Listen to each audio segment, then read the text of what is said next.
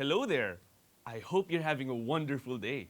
We're here again, your English learning buddies, Deejay and Dan, to make sure you will learn and enjoy our English lessons together. So make sure you have your pen and your paper ready, because once again, we will explore the wonders of the universal language. So, let's get this started. Have you ever had those crazy moments when you ask yourself weird questions? Like, what if we had a winter in the Philippines? Then that would be a perfect weather for our favorite bulalo. Yum! What if cars could fly? Finally, no more EDSA traffic. What will happen if our pets could speak? Okay, Ming Ming, don't worry. I'll feed you later. What would happen if you could teleport?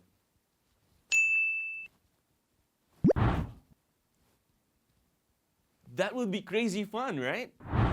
Now let's challenge our bright minds with a fun game.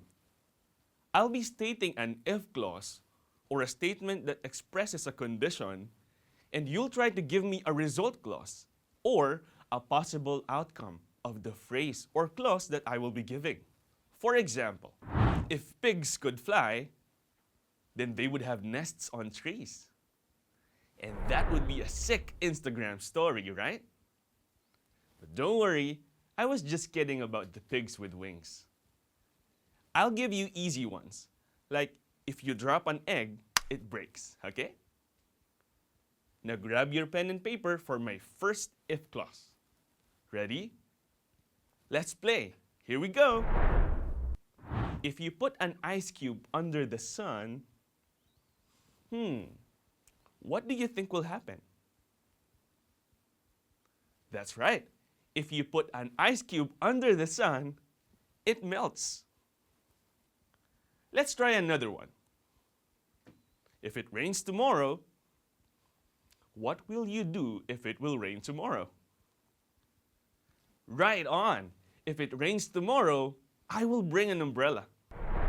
For this one, you're free to come up with your own answers. Just write down whatever you want.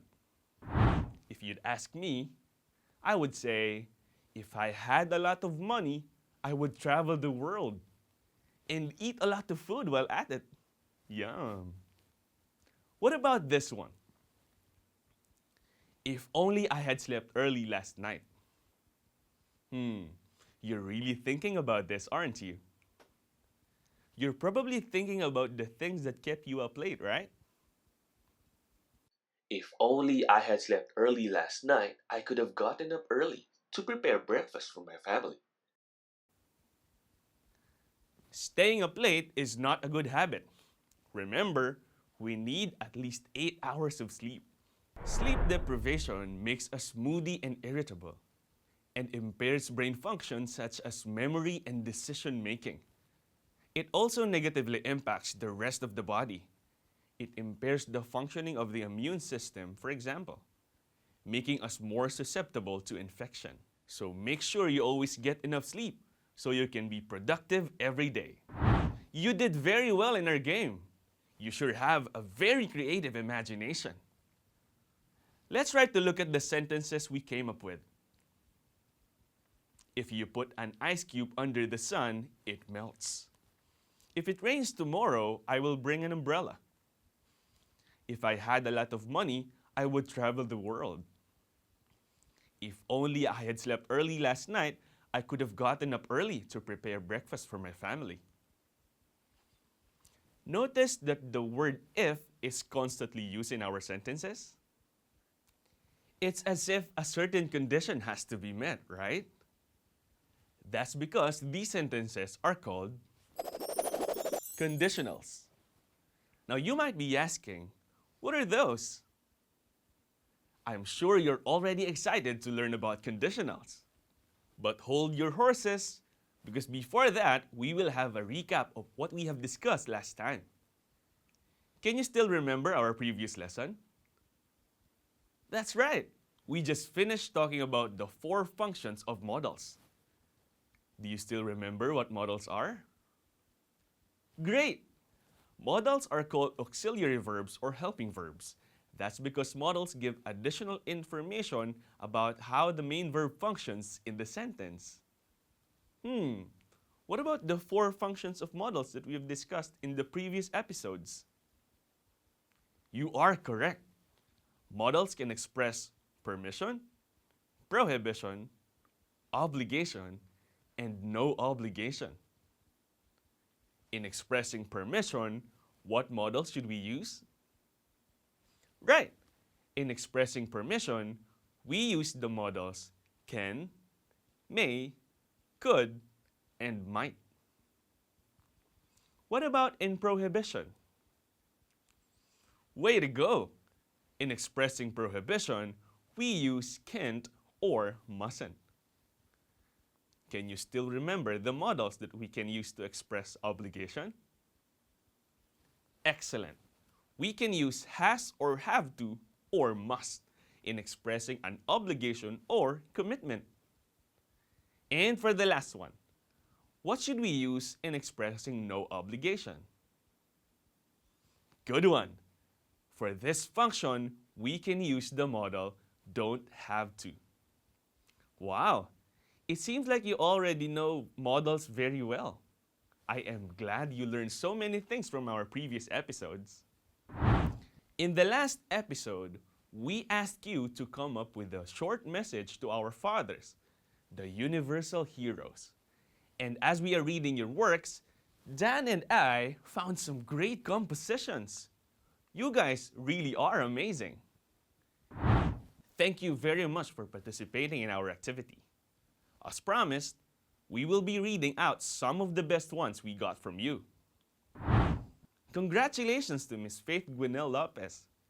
She said in her output, "We hope you know how blessed we are to have such a great father like you. We know we can always lean on you whenever we face a problem.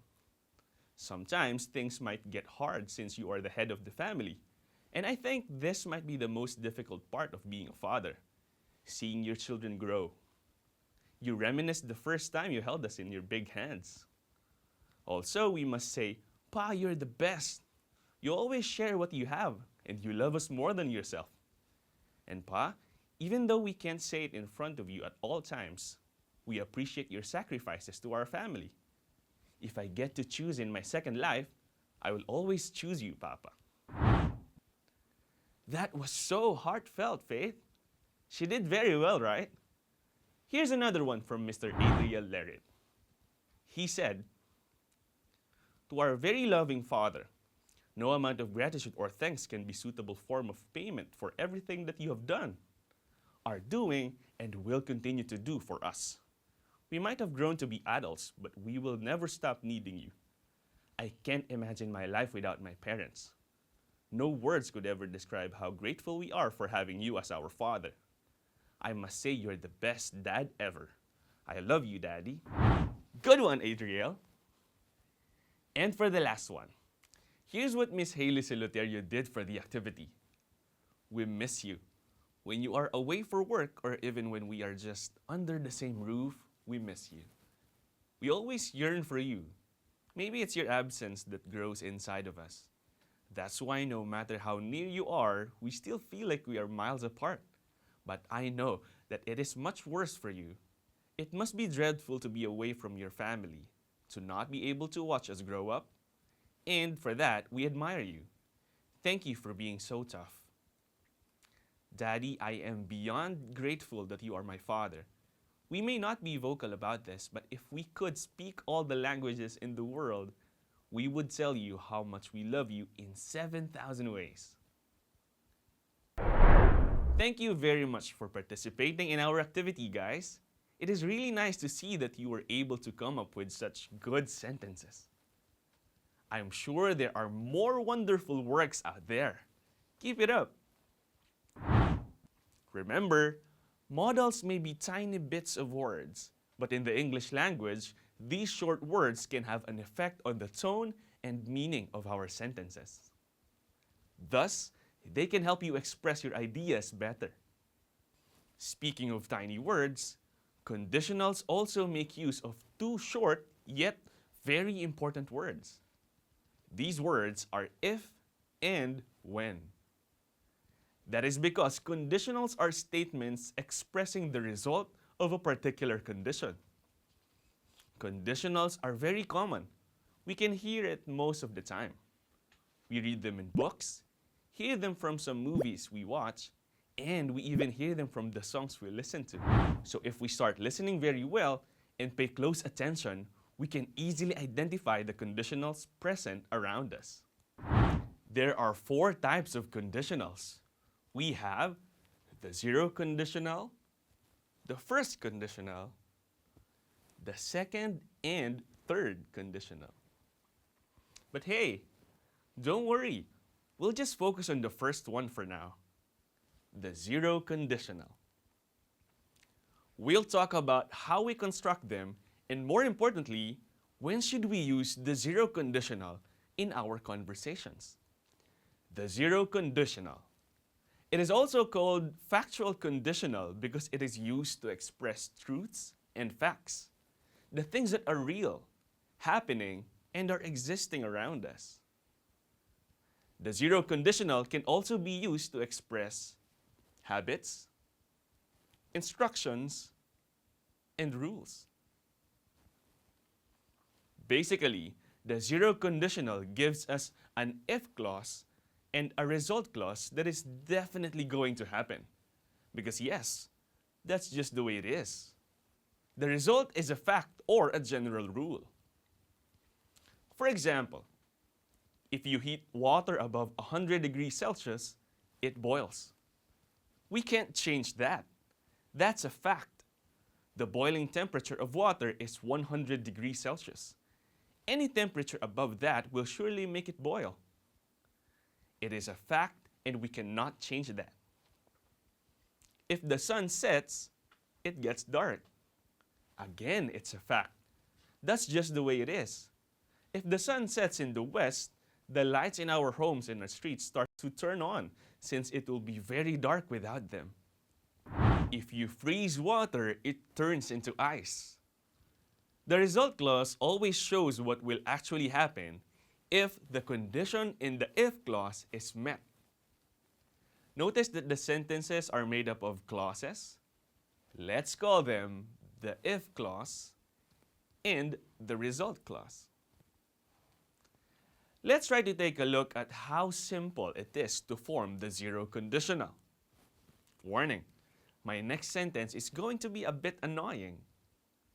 Simple because it is simple because we use the present simple verb in both clauses, right? Simple. Now you might be asking, why is it that we can use if or when in the if clause? Are they the same?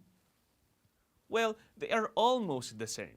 However, there is a slight difference in how they are used and what they are trying to express. We use if when there is a chance that the action may or may not happen. If it does happen, then we know what the result will be, and we are certain about it. If I drink coffee, I feel awake. There is a chance that I will drink coffee, and if I do, I feel awake and alert. I may drink coffee or not. We use when we are sure that the action will take place. When I drink coffee, I feel awake. In this sentence, we might not be sure when the action will happen, but we know it will. We know that I am going to drink coffee. It's just that we are not sure when will I drink a cup of coffee. So yeah, you're right with what you are thinking. The difference is subtle, but I tell you, it is important. Here are more examples of zero conditionals. If the power goes out, you can't use the Wi-Fi. When you eat spicy food, you feel a burning sensation in your mouth. Plants die if they are not watered. As I have mentioned earlier, in zero conditionals, the verbs in both clauses are always in the simple present tense. Notice that in the last example, the result was placed before the if clause. Don't worry, the meaning of the sentence remains the same. When we express habits using zero conditionals, it goes like this. When I feel sad, I sing a song. This sentence shows that whenever the speaker feels sad, he has a habit of singing a song, probably to release stress, right? Do you have the same habit? Here's another one. When my friends are online, I say hello to them. Do you also have a habit of randomly greeting your friends online? It's nice, right? It always feels good to know that people are checking on you and making sure you're okay. As I have mentioned a while ago, zero conditionals can also give instructions. If my mom calls, tell her to meet me at 5 p.m. Notice that the result clause becomes an imperative statement. I am giving you an instruction. I am telling you what to do. If you need someone to talk to, call me. This sentence tells us what to do whenever we need someone to talk to. We call a friend and share our problems with him or her to lighten the load. Keep in mind that true friends are not the ones who will make your problems disappear. They are the ones who will not disappear when you are facing a problem. Also, zero conditionals can express rules. You can enter the mall if you have a quarantine pass. Students can borrow a book if they present their library card. Remember, the if clause and the result clause are best friends. As we can see in our sentences, the two clauses are working with each other, just like a quality of a good friendship. The fact written in the result clause will surely happen if a certain condition in the if clause is met. Did you get that? I'm sure you did. Remember, conditionals can be used in expressing stands or arguments. Expressing an argument is helpful in presenting one's reasoning to change another person's point of view on a particular topic or issue. Conditionals may be helpful in persuading others to move or act, and even change their thoughts. Now for a short yet exciting activity, I will show you a zero conditional sentence with the verbs inside a box. And then you'll try to write down the correct form of verb to be used in each clause, the if clause and the result clause. You will then tell me whether the sentences state a fact, a habit, an instruction, or a rule. You can write down your answers in your notebook. I'll be giving you 5 seconds for each sentence. Ready? Let's go. Number 1. Here's the sentence. What form of listen and dance should be used in our sentence? Remember your subject-verb agreement lessons? Whenever my brother listens to a hip-hop song, he dances to the beat. If your answer goes like this, then you are correct. We use the S form of the verb since there is only one subject in our sentence. Now, does this sentence express fact, habit, instruction, or rule? Since it shows that he always dances to the music, this falls under habit. I am sure you got that one right. The verbs in our sentence are already in the right format. If you want to see the menu on the screen, press this button twice. Now, what does it express? If you think this sentence is giving an instruction, then you are right. Good one. Let's try number 3. This time, we're talking about plants. What could be the right verb form for this sentence? If plants do not get enough light, they die. Did you get this right? I'm sure you did. Now, is this a fact, habit, instruction, or rule? Wonderful! It is indeed a fact. Most plants need light to produce their food. As your science teacher said, it is called photosynthesis. Now let's move on to number 4. This sentence talks about studying in the library. How should the sentence be written? If you study in the library, please stay quiet. Is this a rule? Yes, that's right. This sentence expresses a rule, and that rule is to always be quiet in the library. Let's take a look at the last one, number 5. This one is about phone courtesy. The verbs are ring and answer. If your answer is, if the phone rings, answer politely, then you got that right. What does it express? Instruction it is. Very good. Did you get all 5 items correctly? I'm sure you did. Good job on keeping up with us up to this point. For your assignment, I want you to practice writing 0 conditionals. Try to talk about the things that are really happening to you and to the people around you. And that ends our episode today. That was a blast. I hope you had an amazing time with us, your English learning buddies, Sir Deejay and Dan. Stay tuned because in the next episode, we will be talking about the first conditional.